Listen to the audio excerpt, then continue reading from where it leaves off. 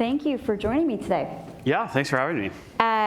So the theme is growth and traction, and I want to just talk a little bit about your traction on the financial side. So you raised $500 million earlier this year at a $4.5 billion valuation. We did. And you only founded your company 2 years ago. Yeah, about 2.5. Yeah. But yeah. Did you ever think, in 2013 that you would be a multi-billion dollar company or be valued at a multi-billion dollar company? No, definitely not. Yeah, no, it was a surprise. What do you think investors were valuing you? What do you think brought that valuation up to that point? I think it's that, obviously it's a big number.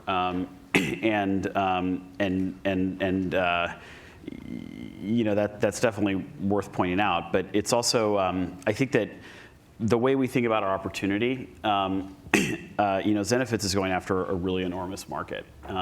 And basically, businesses really only have 3 systems of record. They have a system of record for customer information, which is Salesforce in most cases. They have a system of record for financial information, which is like NetSuite or QuickBooks, Intuit, Oracle for much larger companies. And there's a system of record for employee information. And right now, there's kind of a big hole in the universe to be that system of record for employee information, at least for companies with less than 1,000 employees. And so I think that we've been growing so fast. The sort of bull case for Zenefits is that our growth indicates that Zenefits is a company that's sort of shaped like that hole in the universe. And if we can not screw it up, and we screw it up every day right now, but hopefully a lot less than we did 6 months ago and getting better all the time. But if we cannot screw it up, Zenefits as a company could be a $100 billion company. It could be something that could make a lot of the investors in our latest round really look prescient. You mentioned some of these more established companies like Oracle, let's say, or ADP, or other companies that are sort of playing in the same space. Do you feel, after sort of being valued at that level and now growing as fast as you have, do you feel like less of an underdog than maybe 2.5 years ago out of Y Combinator? No, I don't think so. I mean, it always feels like we're always just kind of like this close, this far away from like failing. Really? Yeah, no, definitely. I mean, I think that in talking to other founders, I think that's just kind of what it's like. It sort of always feels that way. I've seen it the other way. So I had started a company before this where, we spent like 7 years just kind of grinding it out, trying to make something work. Pivoted 7 or 8 times, like nothing ever happened. And so for me, there's always, I always have this, I have a much clearer memory of that experience than of anything else. And so for me, I'm always like, oh my gosh, just don't let it kind of turn the other direction. Did you learn anything from that experience? Well, I think the one thing that I learned, and I really only learned one thing, and that was that, it was that failure really, really sucks, and you never want it to happen again at pretty much any cost. And sometimes I think people sort of over glamorize failure. They're like, oh, I failed a bunch of times, woohoo, and failure is not fun. It's feels like careers are destroyed, and there's a lot of personal consequence to people. So you really don't want to fail. It's really something that you should avoid at pretty much all costs. I agree with that. You definitely have a controversial sort of stigma attached to you guys. I mean, you're going after big companies, you're fighting regulators in certain situations. Why do you think there's that controversy around you, and maybe a little bit of hate as well? Well, I think that, one of the problems, the problem that we think we're solving at Zenefits is we want to make employment hassle-free.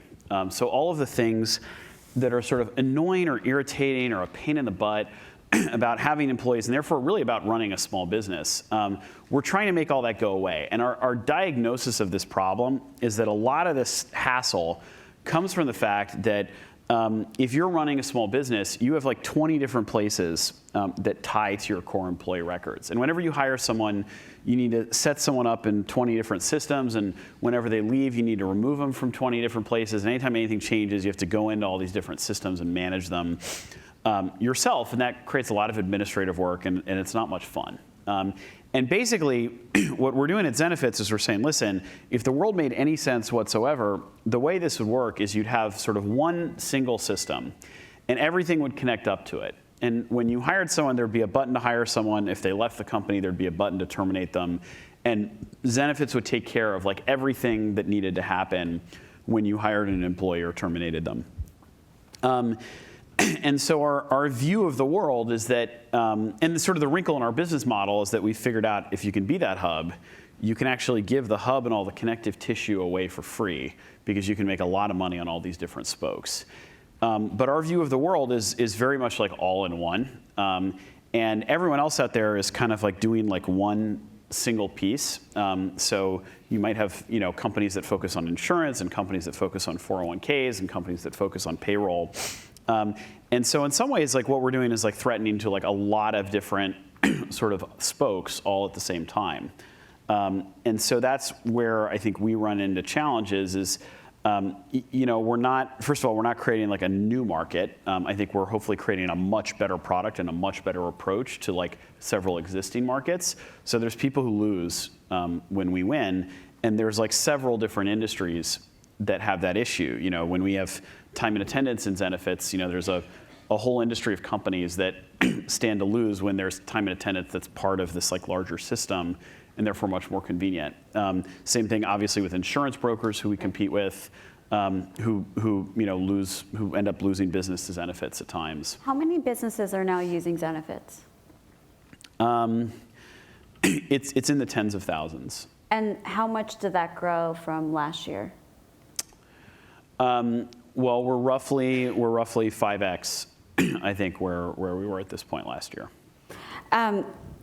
Going back to what you said earlier, you've, of course, kind of taken on some of these established businesses, but one other area that you've actually succeeded in is in taking on regulators, which is actually kind of a tough thing for Silicon Valley companies at the moment. There's definitely this tension there between not only federal, but state regulators, and you guys were able to defeat a random law in Utah earlier this year. And I'm just wondering, do you have any advice for the startups in this room or entrepreneurs in this room when it comes to working with or taking on regulators? So first of all, I mean, the idea of like defeating regulators sounds like a little bit scary. I think what we really did is we hopefully sort of like opened people's eyes and got, different regulators on our side. And so we're not, listen, we're a regulated business, so we're not, trying to like defeat all regulation. But we did have this issue in Utah where there was an insurance commissioner who basically said, listen, I think that what Zenefits does is unfair to other insurance brokers in the state, and we're going to block them from doing business here. And I think the best thing that you can do if you run into situations like that is to identify like people who are your natural constituencies. And believe me, when this happened to us, I was like, we don't have any natural. We make HR software. Like, who the hell cares about HR software? That's the most boring thing out there. If you're Uber, at least there are people who are like, they love Uber and they take Uber everywhere.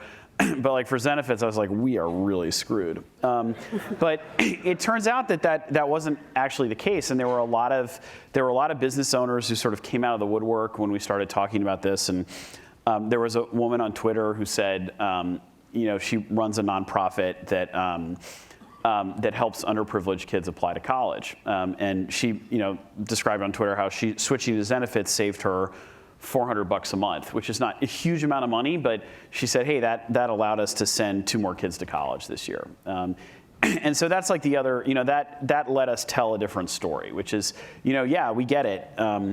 If you're an insurance broker in Utah and you're worried about losing business to Zenefits, I understand that. I hate it. When we lose a customer, it's like a kick in the gut every single time. But there's another side to this, which is why we end up supporting these free markets and why we like this sort of creative destruction, in total. I want to switch gears on the growth story to internal and your employees. How many employees do you have now? About 1,600. And how many did you have last year? About 400, I think, at this time. So recruiting is obviously a big thing. And the year before that, we had like 15. Wow. Do you have any sort of best practices or things that you've learned or mistakes that you've made when it comes to recruiting? Well, really, I mean, the thing that really worked for us is we hired great recruiters. We hired a guy named Mike Leary who runs the recruiting organization, who before this ran recruiting for SAP globally.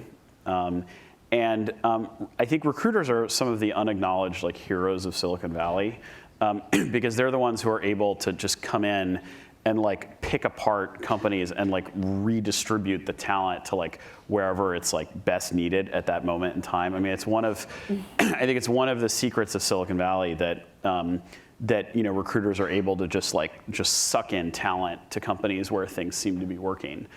It's also very scary if you're obviously on the other side of it.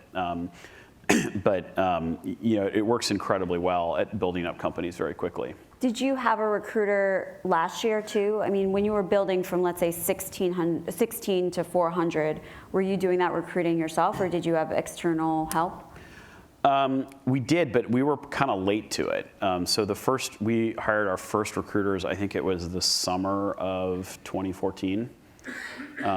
So we were already, we were probably 150 people before we hired someone.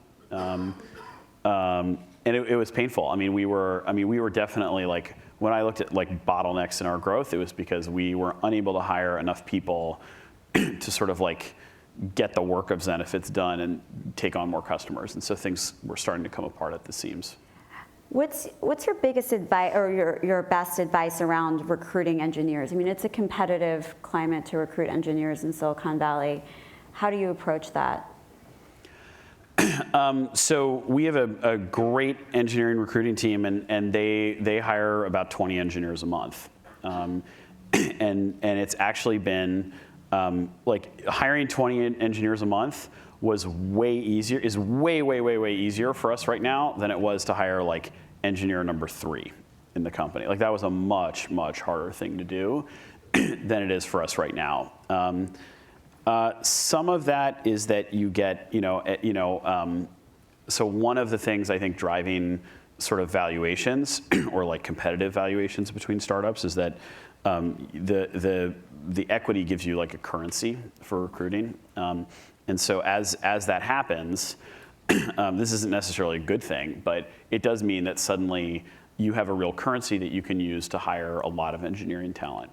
And so that's one of the things that really helps.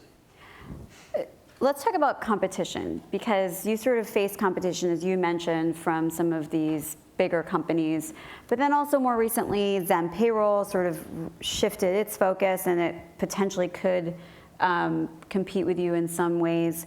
I'm curious how you view competition. Do you not think of it at all, or is it something that you do think about? Oh no, I mean, I think about it all the time. So Zenefits like weirdly does 2 different things. One thing that we do is where we make a lot of our money is on the insurance side. So being a broker on a company's like group benefits lines. But the other thing is that we're the system of record for employee information and kind of this like HR like business automation service. And we end up like anyone who we compete with on the insurance side is someone we're competing with for our core economics. And anyone who sort of aspires or wants to be the system of record for employee information, we have this like strategic conflict with in terms of like the service that we want to deliver to employers. So I mean, yeah, like listen, Zen Payroll, they just announced their pivot, and they're kind of rebranding and starting with a new name and that sort of thing. And I think it makes a lot of sense for them to do that. But they're one of 50 companies out there that are trying to do this in one way or another. And in some sense, it's like really flattering, because I think we've seemed to like have hit on something. I think we have an enormous head start, and I think I feel pretty good about our position. But that doesn't mean I'm not thinking about this day and night waking up at 3 in the morning and like thinking about it in the shower and like planning out, sort of how we're going to react to like all of this different stuff. Well, I'm going to open it up to questions in just a minute, but my last question for you is, you were, of course, recently named to Fortune's 40 Under 40 list, and one of the questions we asked you was, what would have been your advice to your 20-year-old self? Do you remember what you wrote? I don't, but I'm guessing I probably said to major in computer science. Oh, it was different, but that's a good piece of advice. What was it? Oh. It was to drink lots of coffee. Oh, drink lots of coffee. Yeah. There you go. Yeah, no, that too. I definitely. Yeah. How many cups do you drink? Well, I didn't drink coffee at all until I started Zenefits, and I really think, like, I'm convinced I started drinking coffee, and like the 6 months right after I started the company were the 6 most productive months of my entire life. And so, like, when I think back, and sometimes like people get like a little like paranoid and suspicious about this. It's like, like a football player that like won't change his lucky underwear or something. But for me, I'm like, that's what did it. It's the coffee that like got me here. That's great. So, yeah. Well, I want to open it up to any questions that you all have for Parker. Anyone? Oh, there we go. What are your guys' main customer acquisition channels? How is it between inbound and outbound customers for you guys? So we get there is a lot of inbound. I mean, it breaks out into a couple different categories. So there's inbound actually has like kind of 2 different buckets. One is what I call like manna from heaven, which is people who come to you and want to sign up, and those are the best kind. I think we try and grow that over time, but it's like really hard to control. And then there's also like paid acquisition on the inbound side, which for us has always ended up being like really expensive. Or at least it's always been more expensive than outbound, sort of like calling people and like getting them in the door. That's actually unusual about our business. I think most SaaS companies, what they find is, everyone loves manna from heaven when you can get it. But then for most people, like paid acquisition, marketing, advertising, I think ends up being the next sort of least expensive channel. And then like lastly, there's sort of like direct outbound sales. And for us, those like second 2 are flipped. I'm not totally sure why. It might be something to do with the product being free. And so, those are the main channels. Over time, as we've grown the sales team really aggressively, the sort of mix shift has shifted to outbound from inbound. So this time last year it was kind of 50-50. Now it's like more outbound than it used to be. But yeah, those are the main places we go. Nope, over there.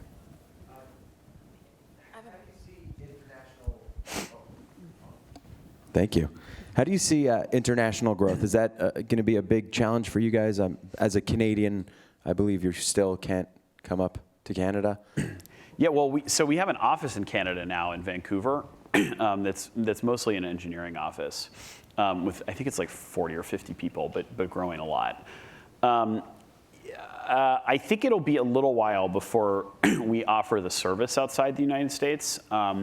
But it actually, like, the business model works great, even in a country like Canada with a national health system. You make less money per employee. We would make less money per employee in Canada than we make in the United States. But the business still works because you just adjust your service levels.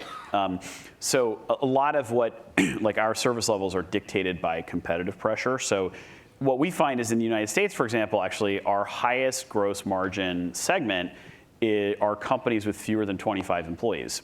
And the reason is that most insurance brokers could not care less about company, like literally, like they don't care at all about customers with less than 25 employees. Which means that we can make that segment a lot more self-service, which is less expensive for us, and therefore like higher gross margin. In Canada, most brokers like don't care about companies with less than 100 employees, and so you just have to kind of like shift everything a little bit to make the unit economics work.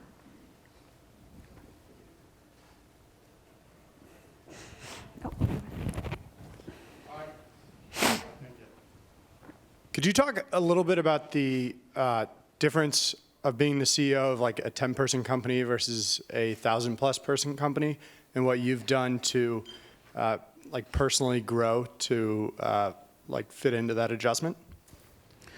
Man, I'm still figuring it out, to be totally honest. I feel like that's usually the kind of question I ask other people. I think, I mean, definitely what gets like frustrating is you can't, as you get really big, it's harder and harder. You know, everything's like action at a distance. And it gets more challenging to sort of like directly get in and do something. Like when we were 10 people, like, you know, when stuff was going wrong, it's like you just like, you know, roll up your sleeves and you get in there and you like, you know, get it done. And it's harder to do that at this scale.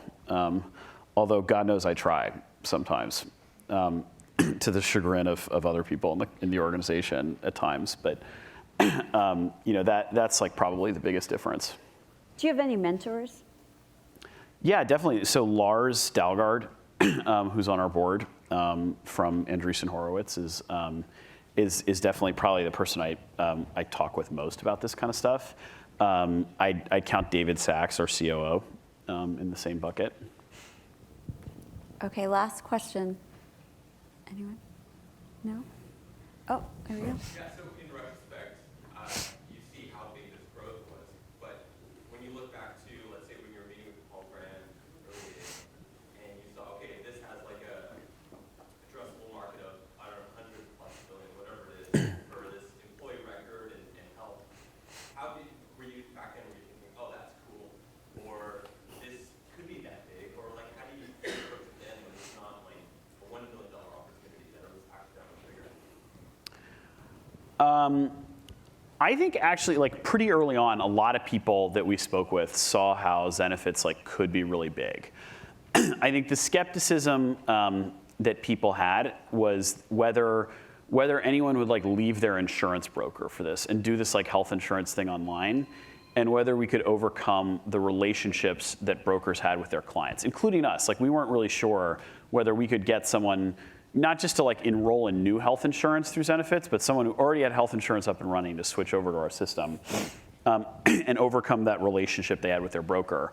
And I think like what we found or what we discovered, but we didn't know this, you know, early on, was that it's true that insurance has always been sold on relationship for like 120 years.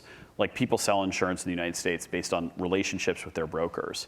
And as a result, everyone's always said, well, you need to go through brokers. You can't go around them. You can't try and compete with them because those relationships are impenetrable.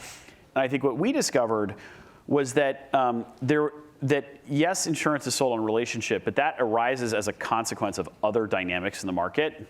And specifically, it's sold on relationship because insurance is incredibly lucrative. So you make a lot of money as an insurance broker. There are also rules on the books that say that you can't rebate any portion of your commission to your client, which means not only is it lucrative, but it's irreducibly so. There are laws on the books against competition. And it's also a complete commodity. So there is no difference in the services offered from like one broker to the next. Like some guys may be better than others, but it's like the same suite of stuff. And in that context, of course, insurance brokers are selling to their cousin. Of course, you're going to buy this from your cousin. And of course, brokers are selling into their social networks and local communities. And it arises as a consequence of those dynamics. But as soon as someone comes along and can offer something like highly differentiated and something like really valuable and different that doesn't exist, that not everyone can provide, that whole relationship dynamic like starts to fall away a little bit. And that's sort of like what we kind of discovered, you know, sort of in the sort of 18 months after we launched, was that we were able to kind of impact that. Well, that's, I think, all the time we have for today. Thank you so much, Parker. Cool. Thank you very much. Thanks.